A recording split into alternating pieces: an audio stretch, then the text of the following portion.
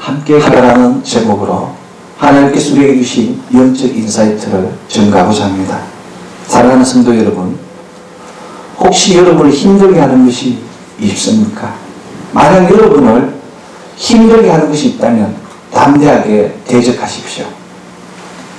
이 담대하게 대적하라는 이 말씀은 시스도 루스벨트 미국 26대 대통령이 1910년 4월 23일 파리의 소르본 대학에서 했던 경기장의 투사라는 연설에서 나온 유명한 말입니다.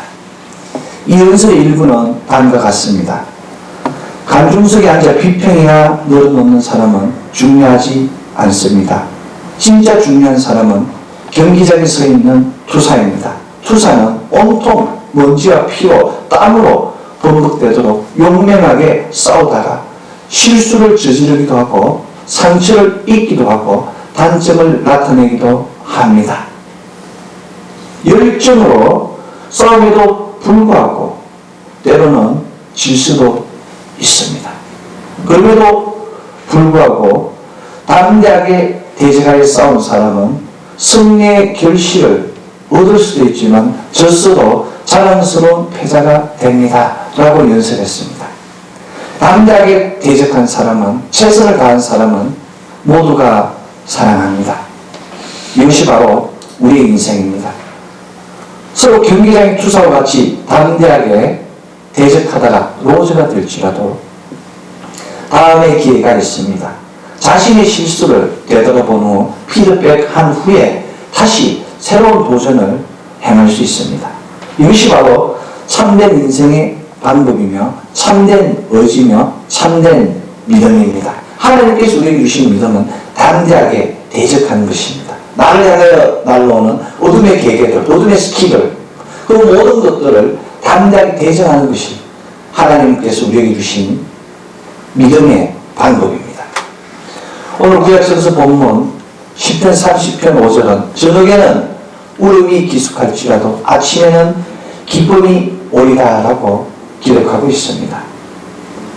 담대하게 대적하는 참된 자, 참된 의지를 가진 자, 참된 믿음을 가진 자는 결코 굴복하지 않기 때문에 기쁨이 올 수밖에 없습니다. 담대하게 대적하는 자는 참된 의지, 참된 믿음을 가지고 있기 때문에 그 마지막이 결단코 장대합니다. 시편 30편 11절은 주께서 나의 슬픔을 변하여 춤이 되게 하시고 나의 베옷을 벗기고 기쁨의 띠로 둘러셨다고 기록하고 있습니다. 자신의 실수를 담대하게 대적해서 자신에게 주어진 도약의 기회로 받아들이겠다는 의지가 있으면 그 마지막은 항상 승리와 기쁨과 장대함으로 열매맺게 됩니다. 그래야만 용기가 생기고 그래야만 목적의식도 뚜렷해집니다. 우리를 누르고 있는 것이 있습니까? 우리를 힘들게 하는 것이 있습니까?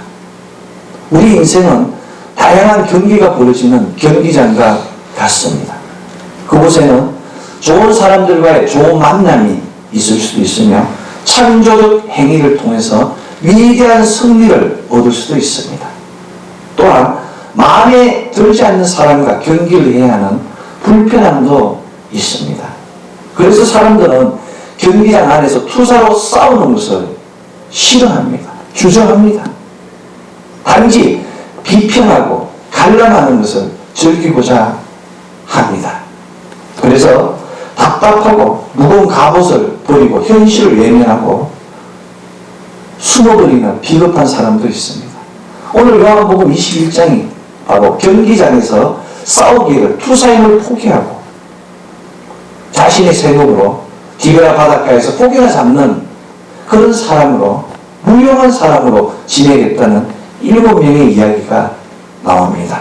사랑하는 성도 여러분, 시몬 베드로와 디두모라 하는 도마와 나다나엘과 세베대의 아들들 야고보와 요한과 이름을 알 수 없는 제자들 7명이 지금 베드로의 선동에 의해서 자 이제 나는 고기나 잡으러 가겠다는 그 베드로의 선동에 의해서 디베라 바닷가에서 밤새도록 거물을 던지고 있는 것입니다.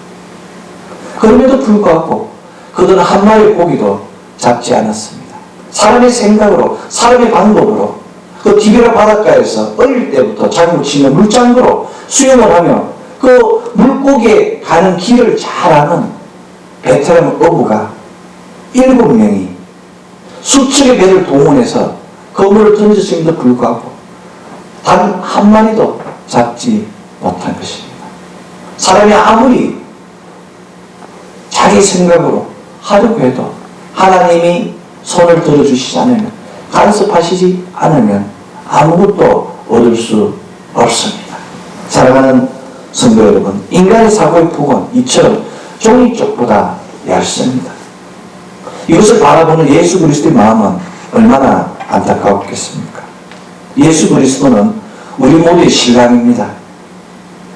그럼에도 불구하고 가르침을 무시한 채 지금 딴짓을 하고 있는 7명의 제자들, 세상적으로 바라보면 남편이 억울하게 맞아 죽은 거예요. 그런데 원수 갚을 생각을 하지 않고 지금 외도를 하고 있다니 얼마나 괴악한 일입니까? 지금 제자들이 그런 엄청난 죄악을 저지르고 있는 거예요. 제자들의 믿음의 수준이 요 정도입니다. 그럼에도 불구하고 예수님께서는 이들을 찾아오셔서 그물을 배 오른편에 던지라, 그리하면 얻으리라고 삶의 새로운 방법을 가르쳐주고 계시는 것입니다. 그물을 들 수 없을 정도의 놀라운 축복을 주셨음을 성경은 기록하고 있습니다. 이것이 바로 하나님의 사랑입니다.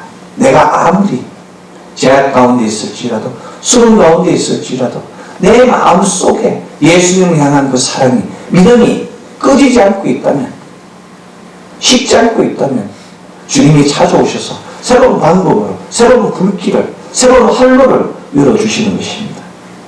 그리스도와 함께하면 너희가 나를 믿으면 내가 하는 일을 너희도 할 것이요 또한 이보다 큰 것도 하리니라고 예수님이 말씀하셨습니다. 내가 너희에게 뱀과 정갈을 밟으며 원수의 모든 것을 제가 건설을 주었으니 라고 이야기하고 있습니다. Nothing will harm you. 누구도 너희를 결단코 해하지 못하리라고 성경은 증거하고 있습니다. 나의 믿음이 하나님을 바라볼 때 비록 몸은 따라가지 않을지라도 나의 마음이 하나님을 향하여 열려있다면 하나님께서 그 강한 오른손으로 나를 끌어주시는 것이, 리딩하고 키핑하고 하깅하여 주시는 것입니다. 이것이 바로 하나님의 사랑입니다. 하나님의 법칙입니다. 노염은 잠깐이며 은총은 평생 가는 겁니다. 하나님을 가까이 하면 먼 길이 힘들지 않습니다. 하나님과 함께하면 먼 길이 고단치 않습니다. 먼 길을 가려면 함께 가야 합니다. 함께 할 때 힘들지 않으며 함께 할 때 외롭지 않습니다. 우리 인생은 먼 길을 가야 하는 순례자의 인생입니다. 이 순례자의 인생에 좋은 동반자가 있다면 얼마나 기쁜 일이겠습니까? 사람은 쉽게 사라집니다. 내가 정을 붙이고 마음을 줬는데 하나님께서 부르시면 가는 거예요. 길 잃은 그 상처 입은 비익처럼 그 마음에 고통이 주어집니다. 그러나 영원하신 하나님, 영생하신 하나님을 동반자로 두면 나의 마음은 주님 만나는 그때까지 영원한 위로와 기쁨과 희락으로 차고 넘치게 됩니다. 우리 인생은 짧지만 짧은 길이 아닙니다. 먼 길을 가는 것입니다. 이 먼 길은 지름길이 없습니다. 오직 직접 부딪혀서 본인이 부딪혀서 본인의 인생을 헤쳐가야 하는 것이 우리 인생의 먼 길입니다. 이 여정 가운데 실패가 있을 수도 있으며 눈물이 있을 수도 있으며 어둠이 있을 수도 있고 수렁이 있을 수도 있습니다. 그럼에도 불구하고 우리는 돌아갈 수 없는 것이 바로 우리의 인생입니다. 되돌릴 수 없는 것이 바로 우리의 인생입니다. 우리 인생은 과거와 미래가 공존합니다. 앞으로 나가려고 하면 과거가 연연하게 되는 것이며 뒤를 돌아보면 앞날이 걱정이 됩니다. 그럼에도 불구하고 세월이 흐르고 연륜이 쌓이면 우리의 생각도 변합니다. 고향을 떠나면서 외로움을 알게 되지 않습니까? 부모가 돌아가시면서 슬픔도 알게 됩니다. 이성과 헤어지는 경험을 통해서 그리움도 알게 됩니다. 그러나 이러한 감정들이 깊어지면은 슬퍼다 못해서 질병으로 공포로 다가옵니다. 심한 슬픔이, 심한 낭만이 때로는 우울증으로 다가오기도 하며 내 인생의 희망이 사라지기도 하며 즐거움도 사라지기도 합니다. 그러나 지우개가 있어도 지울 수 없는 것이 우리의 인생입니다. 나이가 들수록 더 많은 지울 거리를 가슴에 안고 살아가는 것이 우리 인생입니다. 실패했던 것들, 슬퍼했던 것들, 억울하고 분했던 것들, 손해본 일들을 잊어야 함에도 불구하고 털어버리지 못하는 것입니다. 이것을 가슴에 안고 있으면 영적으로, 육적으로, 환경적으로, 정신적으로 건강할 수 없습니다. 풀리지 않을 때는 가끔 눈물을 흘리십시오.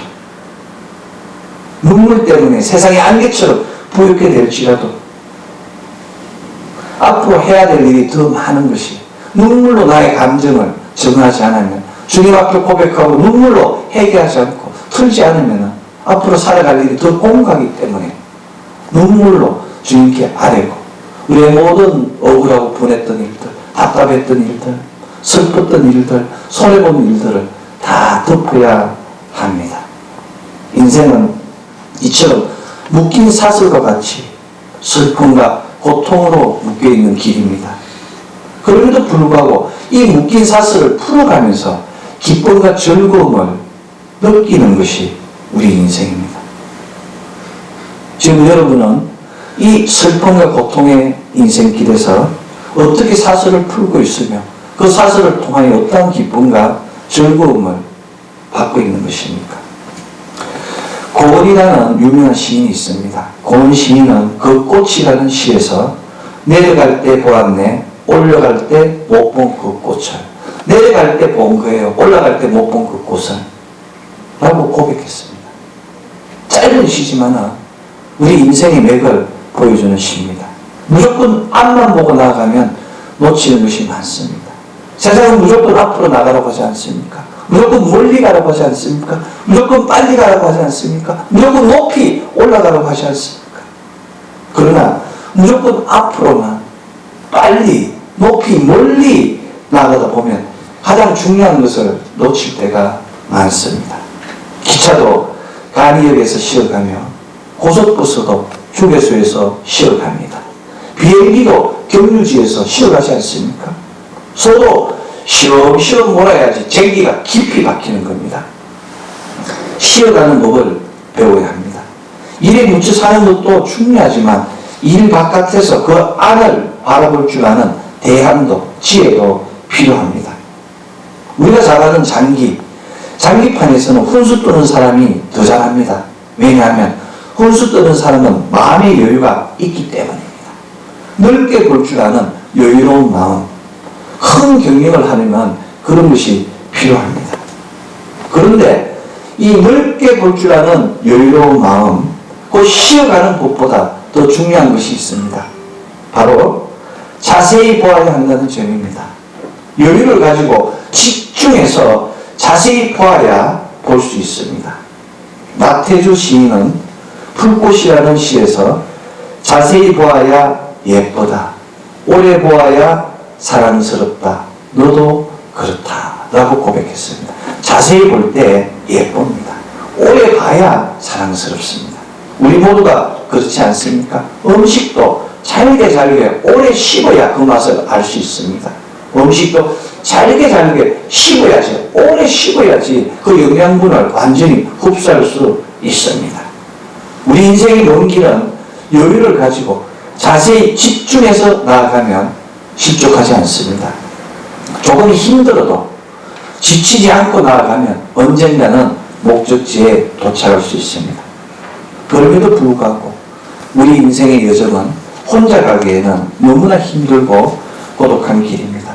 먼 길을 가려면 함께 가야 합니다.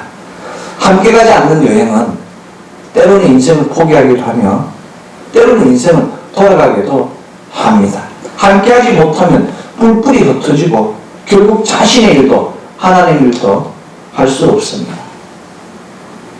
세계적인 교회, 캘리포니아주의 셀드백 교회 릭 워렌의 막내 아들이 이번 부활절 바로 성금요일에 자살하는 사태가 일어났습니다. 함께하지 않았기 때문에 세계적인 목회자, 목적이 이끄는 삶이라는 그 베스트셀러의 작가, 위대한 영적 지도자, 그 목사님의 아들이 함께하는 사람이 없었기 때문에, 동행하지 않았기 때문에 자살로 27살이라는 짧은 나이로 목숨을 버리는 안타까운 일이 있었습니다. 위하여 기도해야 되는데 불구하고 전 세계의 많은 안티들이 지금 그 목사님을 향하여 공격하고 있습니다. 자식을 잃은 아픔도 큰데 온갖 SNS에서 비난과 그 상처 주는 말로 더 힘들게 하는 것입니다. 함께하지 않기 때문에, 같은 편에 서지 않기 때문에 적이 될 수밖에 없는 것이 바로 우리 인생의 법칙입니다. 마치 정글의 법칙과 같이 내가 먹지 않으면 먹히는 그와 같은 마인드로 살아가는 많은 사람들이 있습니다.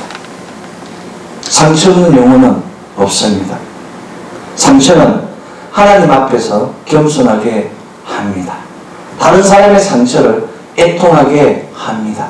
그러나 상처 입은 동물은 사나워집니다. 여러분들 개가 아프면 주인이 만질 수가 없어요.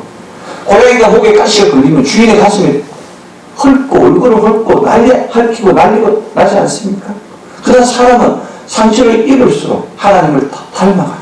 고통이 엄할수록 하나님의 냄새가 나는 겁니다. 여기 식탁에 아름다운 꽃이 있어요. 이 아름다운 꽃이 있다면 이 성전은 꽃냄새로 향기롭게 되지 않습니까? 내 안에 예수 그리스도가 있다면 내가 예수 그리스도의 향기를 넘쳐야 됨에도 불구하고 내가 향기를 맡고 있는 겁니다. 예수 그리스도를 움직이지 못하게 이와 같이 통 속에다 가두고 있는 겁니다. 그래서 예수 그리스도의 향기가 나타나지 않는 거예요. 변화되지 않는 거예요. 내 상처가 회복되지 않는 것입니다. 내 마음을 열고 눈을 열고 귀를 열었을 때 주님의 그 회복의 능력이, 기름부음의 능력이 나에게 주어집니다. 하나님의 돕는 손길이 나에게 주어집니다. 하나님의 돕는 손길은 하나님이 직접 우리를 치유하실 수도 있어요. 야훼 앞에 그 능력이 나에게 올 수도 있어요. 야훼 니시의 능력이 나의 문제를 승리로 이끌게 하고 있습니다. 야훼 로이의 그 능력이 나의 환경을 푸른 초장으로 실만한 물가로 변화시킬 수도 있어요. 그러나 때로는 하나님께서는 사람을 통하여 역사합니다. 나를 인도하는 그 사람, 멘토와 멘티를 통해서 나의 문제를, 내가 보지 못하는, 내가 알지 못하는 일들을 듣게 하시고 알게 하시고 깨닫게 하시고 가게 하시는 것입니다. 그래서 함께하는 사람이 필요합니다. 멀리 가려면, 먼 길을 가려면 함께하는 사람이 필요합니다. 함께하는 사람은 내가 힘들고 어려울 때 내가 짐을 마음 놓고 맡길 수 있는 사람입니다. 사람이 쓰러지는 것은 무거운 짐 때문이 아니라, 어려운 환경 때문이 아니라 그 짐을 맡길 사람이 없기 때문입니다. 내가 마음 놓고 의논할 상대가 없기 때문에 내가 무너지는 것이고 내가 자살하는 거예요. 여러분이 함께하는 사람은 누굽니까? 여러분께서 여러분의 무거운 짐을 마음 놓고 맡길 사람은 누구입니까? 시편 55편 22절은 내 짐을 여호와께 맡겨버리라. 너를 붙드시고 의인의 요동함을 영영히 허락지 아니하로다라고 기록하고 있습니다. 내 짐을 여호와께 맡기라는 이 말씀의 NIV 역은 Cast your cares예요. Cast your cares on the Lord. care는 걱정, 염려거리예요. 내 짐을 하나님께 맡기라는 이 말씀의 원어는 Cast your cares on your Lord. on the Lord. 너의 근심거리, 걱정거리를 주님께 맡기라는 얘기입니다. 맡기는 정도가 아니라 그냥 던지라는 거예요. 주님께 그냥 던지기만 하면, 고백하기만 하면 주님께서 나의 속에 있는 가라지와 누룩들을 다 제거하는 거예요. 지금 내가 보지 못하는 거예요. 영적 소경은 내 눈을 가라지와 누룩이 막고 있기 때문에 보지 못하는 거예요. 내가 듣지 못하는 것은 가라지와 누룩이 나를 막고 있는 거예요. 어둠의 영이 나를 막고 있는 거예요. 내 마음을 닫게 하는 거예요. 상처 입은 강아지는 마음을 열지 않습니다. 상처 입은 고양이는 마음을 열지 않아요. 그래서 사람을 보면 공격하지 않습니까? 그런데 이 상처 입은 길 잃은 강아지 고양이가 그 돕는 손길을 통해서 치유를 받았을 때 변화되는 겁니다. 사람을 보면 꼬리를 치고 반가워하며 사람과 함께 지낼 줄 알게 되는 겁니다. 마음을 열었기 때문에, 눈을 열었기 때문에, 길을 열었기 때문에, 함께하는 사람의 인도하심을 통하여, 도우심을 통하여 하나 되었기 때문에 그런 역사가 일어나는 겁니다.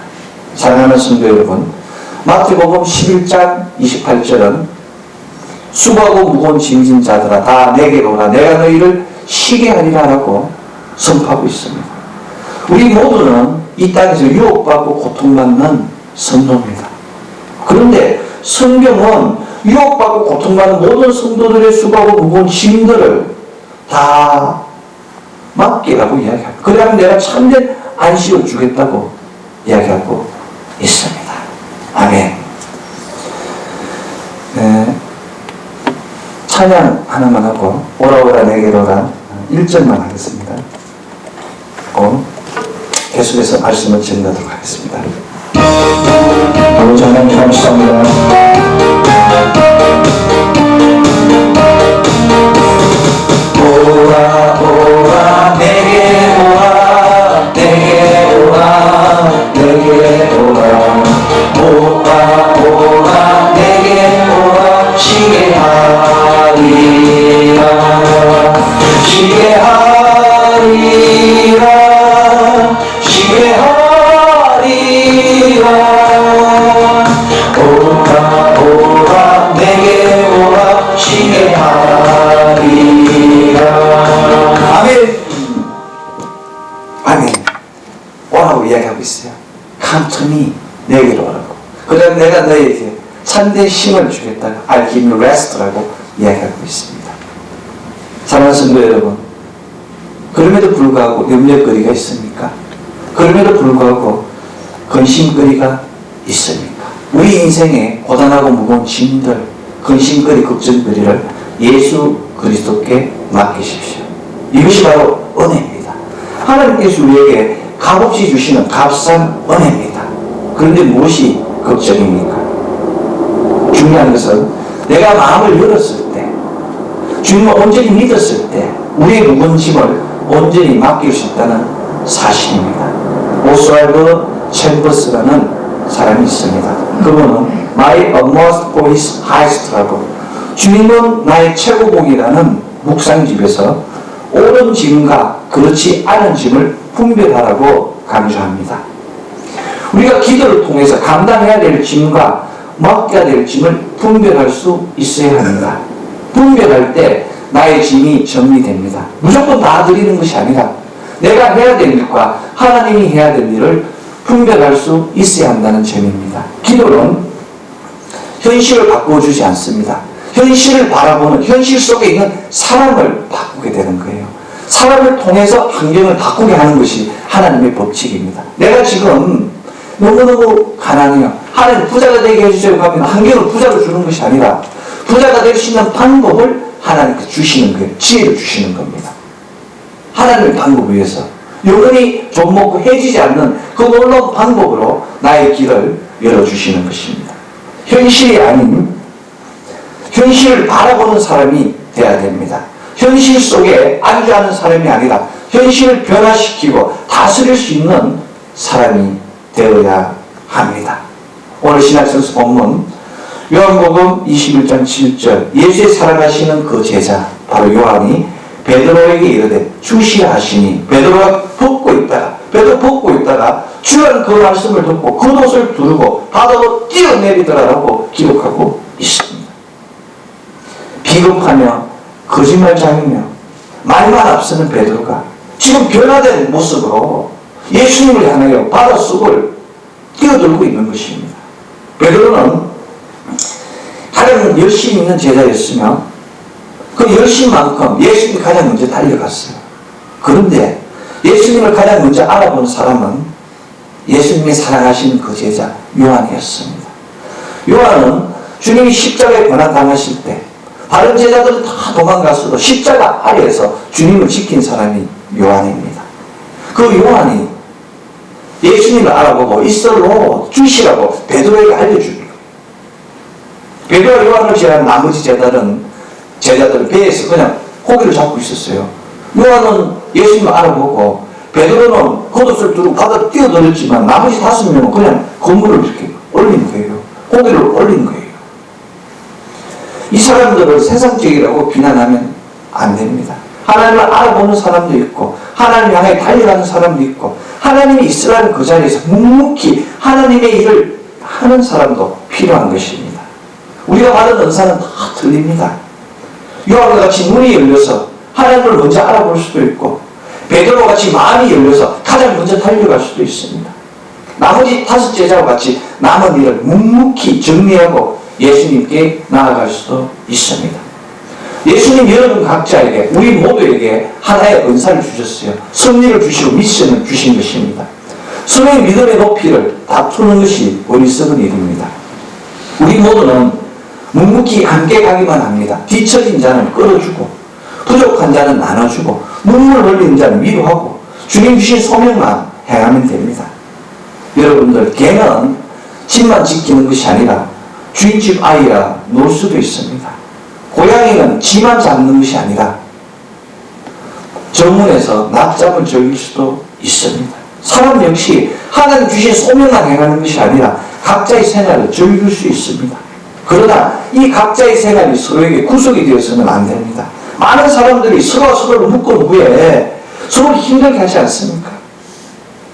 서로를 속박하는 이 사람들의 특징은 훈계받기를 싫어합니다. 아집이세요. 고집이세요. 자기 사견이 많습니다. 서로를 속박하는 사람들 안에는 하나님의 말씀이 없어요. 하나님을 잃어버리는 자입니다. 서로가 같은 공간에서 생활하고 있지만 때로는 원수같이 느껴지는 사람이 있습니다. 그들을 위해서 우리가 기도해야 하는 것입니다. 함께 한다는 것은 속박하는 게 아니에요. 구속하는 게 아닙니다. 함께 한다는 것은 부족한 부분을 보충함을 의미합니다. 눈이 열린 요한, 마음이 열린 베드로, 몸으로 행한 도마와 그 5 제자들, 야고보와 요한, 알 수 없는 그 제자들은 그물을 올렸습니다. 그물을 올렸는데 그물이 찢어지지 않았어요. 그렇지 않습니까? 고기가 어마어마한 그물을 들 수 없을 정도로 고기가 많았어요. 그런데 그물이 찢어지지 않은 거예요. 한 마리도 놓치지 않았습니다. 이것이 바로 우리의 짐입니다. 복음의 그물을 던져서 많은 사람들의 영혼을 단 한 명도 놓치지 않고 주님께 인도하는 것이 바로 우리의 짐입니다. 이 미션을 위해서 함께해야 하는 겁니다. 하나님의 짐을 지는 자는 대적이 아무리 많아도 하나님께서 방패가 되어주십니다. 하나님의 짐을 지는 자는 세상에서 천대하고 조롱할지라도 하나님께서 높여주시는 거예요. 지금 당장은 아무 볼품도 없어요. 그럼에도 불구하고 하나님께서 높여주시면 낮출 자가 없게 되는 겁니다. 하나님의 짐을 지는 자는 세상 사람들이 결박하고 우겨싸움을 해도 하나님께서 지켜주시고 뜯어내시기 때문에 옥문이 열리는 거예요. 성벽이 무너지게 되는 겁니다. 막힌 산이 옮겨지게 되는 거예요. 오늘 신약성서 본문 요한복음 21장 7절은 베드로가 겉옷을 두르고 바다에 뛰어내렸다고 증거하고 있습니다. 여기서 겉옷은 하나님의 짐을 의미합니다. 하나님의 직분, 미션을 의미하는 거예요. 베드로는 이제 이스라엘 오거들은 주님이라는 소리를 듣고 자기의 미션을 깨달았어요. 자신의 소명을 깨달았어요. 그래서 하나님의 짐을 두르고 세상으로 뛰어든 것입니다. 바다가 세상 아닙니까? 온갖 물들이, 온갖 이단과 사슬들이 모인 그 파도가 심하고 오염된 그곳에 베드로가 이제 뛰어드는 것입니다. 살아남는 어부의 본질을, 그 미션을 다하기 위해서 베드로가 뛰어든 것입니다. 이러한 베드로를 주님께서 위로하여 주셨습니다. 요한의 아들 시몬아, 내가 이 사람들보다 나를 더 사랑하느냐? Simon, the son of John, do you truly love me? 대한 디지로 예수님은 질문하셨습니다. 왜 예수님은 너는 이제 시몬이 아니라 게바라 하라, 베드로라고 페트로스라고 이름을 지어줬는데 베드로라는 이름을 부르지 않고 바요나 시몬아라고, 요한의 아들 시몬아라고 시몬의 이름을 불렀겠습니까?